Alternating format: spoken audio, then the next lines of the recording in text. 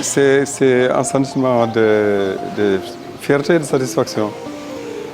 Je pense que satisfaction parce que c'est la preuve que l'initiative que nous avons prise il y a 4 5 ans pour rassembler, commencer à rassembler la communauté philanthropique africaine.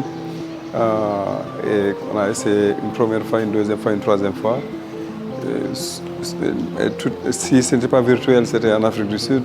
Pour la première fois qu'on la délocalise, qu'on amène ça en Afrique de l'Ouest, on a même plus de monde que les fois précédentes. Ça, c'est rassurant. Ça veut dire que finalement, donc, on a touché la bonne fibre et que ce que nous avons posé comme question est une bonne question. Comment nous rassembler pour faire avancer la construction d'une véritable communauté philanthropique en Afrique qui réfléchit ensemble sur les défis auxquels nous sommes confrontés, qui développe des réseaux et mutualise nos ressources, nos énergies et nos expériences pour pouvoir justement avoir un impact plus grand sur les processus de changement au niveau de notre continent. Donc on est très satisfait. Il y a une évolution, bien sûr, on sent une évolution. Et concernant l'évolution, parce que les nombres ont augmenté, le nombre de partenaires engagés dans l'organisation de la conférence s'agrandit. À chaque fois, on a de nouveaux membres du consortium, l'organisation qui est engagée dans l'organisation de la conférence. On voit la diversité des participants s'agrandir, on voit le nombre de participants lui-même augmenter. On voit comment on évolue par rapport au type de questions que nous posons. Donc là, vraiment, il y a une avancée que l'on constate. Les questions sont plus incisives, sont plus pertinentes. Et je pense pas que les autres n'étaient pas. Mais je pense qu'on approfondit à chaque fois et à chaque rencontre. Maintenant, je crois qu'il reste quand même beaucoup à faire pour que la philanthropie soit mieux comprise au niveau du continent. D'abord, au niveau des décideurs qui ont un impact certain sur ce qu'on fait. L'environnement juridique reste assez difficile dans la plupart des pays. La législation n'est pas très claire et quand elle est claire, elle n'est pas bien connue et vulgarisée pour que les gens sachent comment s'y prendre. Faire inscrire, reconnaître, enregistrer une fondation dans la plupart des pays, c'est une tâche extrêmement compliquée et qui est longue pour des raisons qu'on peut expliquer, mais il faudrait que ça soit plus facile. La connexion et l'interaction entre les nouvelles fondations qui émergent, les formes institutionnelles entre guillemets modernes et la philanthropie traditionnelle qui est là depuis très très longtemps, cette interaction-là pourrait s'améliorer davantage. Au niveau populaire, le terme philanthropie n'est pas connu. Ce n'est pas un terme que beaucoup de gens peuvent expliquer. Ils vivent la philanthropie dans leur pratique au quotidien. Ils la pratiquent, l'entraide est là, la mutualisation de ce que nous avons là, le fait que les gens sont prêts à donner leur temps, leur talent, leurs ressources pour venir en aide ou en appui à d'autres, pour servir des causes qui sont jugées justes et pertinentes, causes de la communauté, causes nationales, continentales ou même mondiales. Et ça, les gens le vivent, ils le pratiquent. Mais en termes de la caractérisation de ça, philanthropie, c'est encore un terme assez, disons, sophistiqué et qui n'est pas dans le vocabulaire au quotidien des gens. Je pense qu'il faudrait faire porter l'attention sur l'essence même de l'affaire. Ce n'est pas ce qu'on appelle ça qui est le plus important. Je pense que c'est ce qu'on essaie de faire qui est le plus important. On appelle à chacun de voir de quelle manière il ou elle peut contribuer à ce que nous avons de commun, à ce qui peut rendre la vie meilleure pour tout le monde, à ce qui peut rendre notre société plus agréable à vivre, à ce qui peut faire avancer le développement, si je puis le dire de cette manière-là. Et à partir de là, je pense que quand on le formule dans ces termes-là, chacun s'y retrouve, en fait. Et alors qu'on soit un gouvernement qui appuie ou qui a un impact sur ce que la philanthropie fait, ou qu'on soit un individu ou une organisation qui a ça comme but principal, je pense que le point de rencontre, c'est celui-là. Et maintenant, on dit aussi que finalement, ça là, c'est nécessaire parce que sans ça, on continuera à aller chercher ailleurs ce que nous avons chez nous déjà. Et aller chercher ailleurs, ça veut dire nous exposer à des risques de dépendance et de rapports inégalitaires et d'exploitation, etc. Et c'est ce qu'on a vécu de tout temps dans ce continent-là.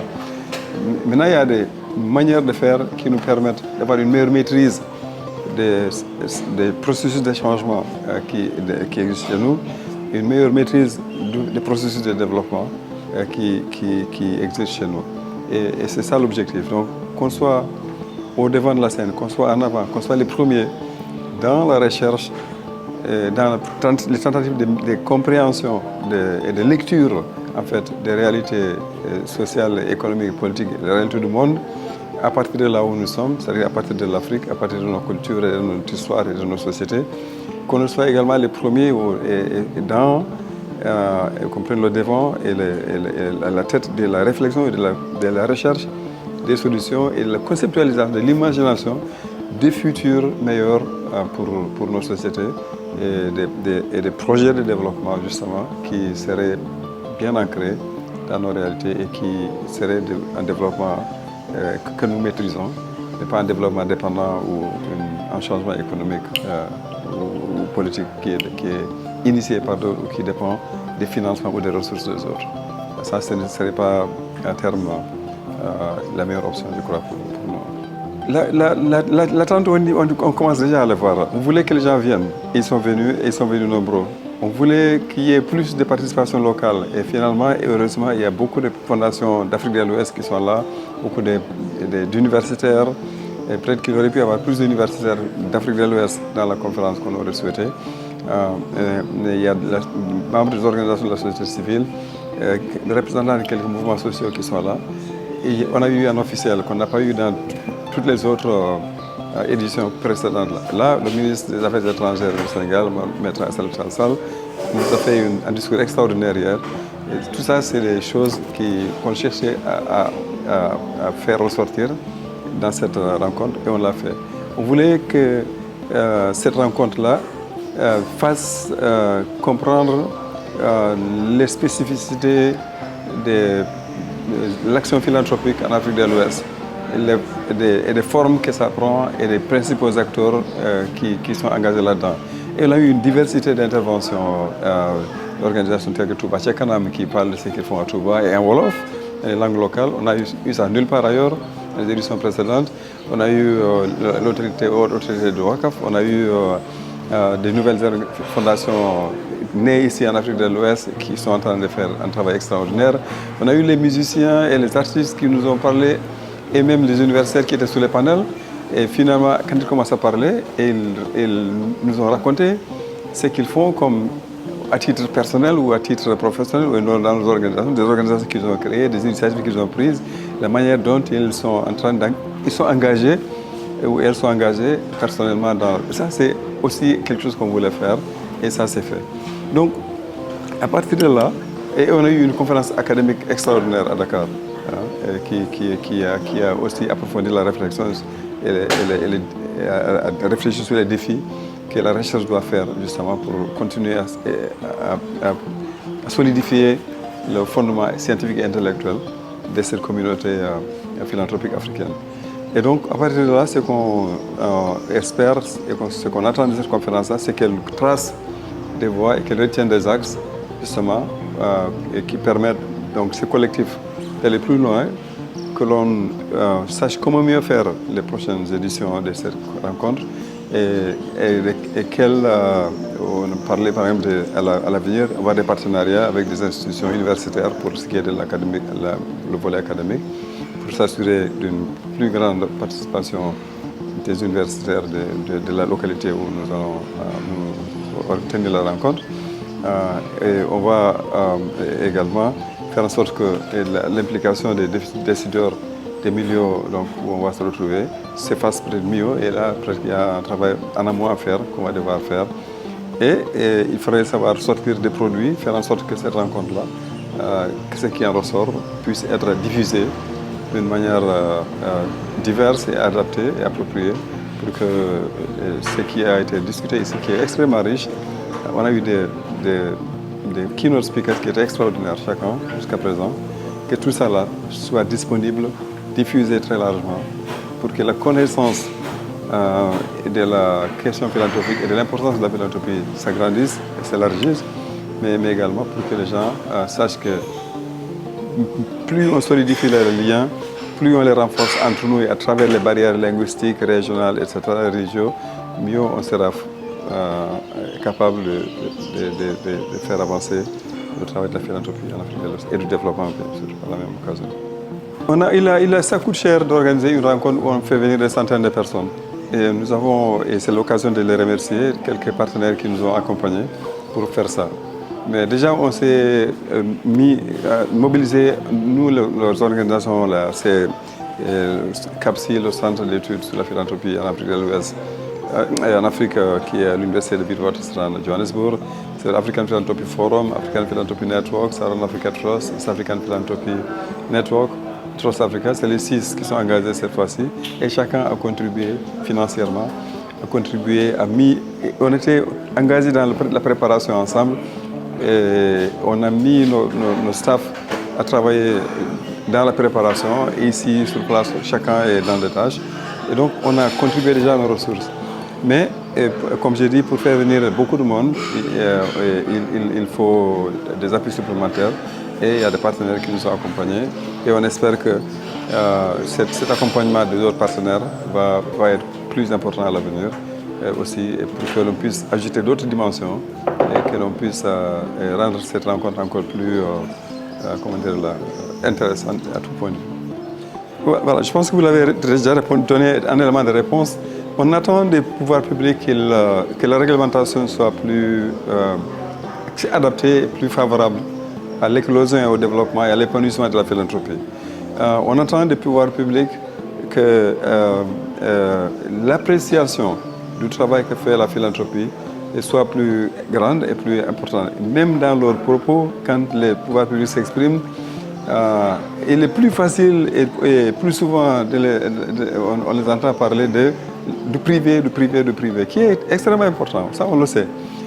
Mais au niveau d'un ministère ou d'un département, les gens apprécient ce que les philanthropes font pour soutenir des projets d'éducation ou de formation ou des projets de la santé ou des projets communautaires ou même la recherche qui dépend beaucoup de la philanthropie d'ailleurs, ou l'enseignement supérieur.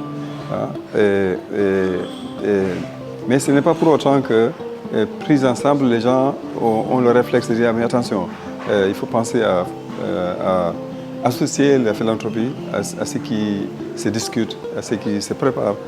Alors que ça permettrait d'aller plus vite et plus à fond, parce qu'on peut intervenir, les philanthropes ont la capacité et la flexibilité d'intervenir rapidement et d'intervenir à un niveau que ni le privé ni le public est capable d'intervenir. Il n'est pas lié par des considérations liées par exemple à un calendrier électoral quelconque. Vous avez peut-être un dernier mot, monsieur le directeur, un point sur lequel vous tenez à insister. La première chose d'abord, c'est de remercier toutes les personnes et toutes les organisations qui ont contribué à ça, qui ont aidé à réaliser ça. Et remercier encore une fois le ministre qui a fait un déplacement après un long conseil des ministres et 80 km pour venir. Vraiment, on remercie Mme Talsal. On remercie toutes les personnes qui ont fait des keynotes ou dirigé des panels, etc. Donc ça, c'est la première chose. La deuxième chose, c'est que Nelson Mandela disait que the future is in your hands, the future is in our hands. L'avenir est entre nos mains. L'avenir de la philanthropie, comme l'avenir de l'Afrique, est entre nos mains. Donc, que personne n'attende que quelqu'un d'autre fasse ce qu'on doit faire. Si chacun se voit comme étant le début de la solution des problèmes de l'Afrique, l'Afrique ira de l'avant. Et si on se met ensemble, on sera plus fort. Les problèmes du continent ne sont pas, dépassent de loin ce que même un gouvernement à lui tout seul peut faire. C'est pour ça que les panafricanistes, les Kwame Nkrumah, les Lumumba, les NASA et les autres, là, ils avaient raison.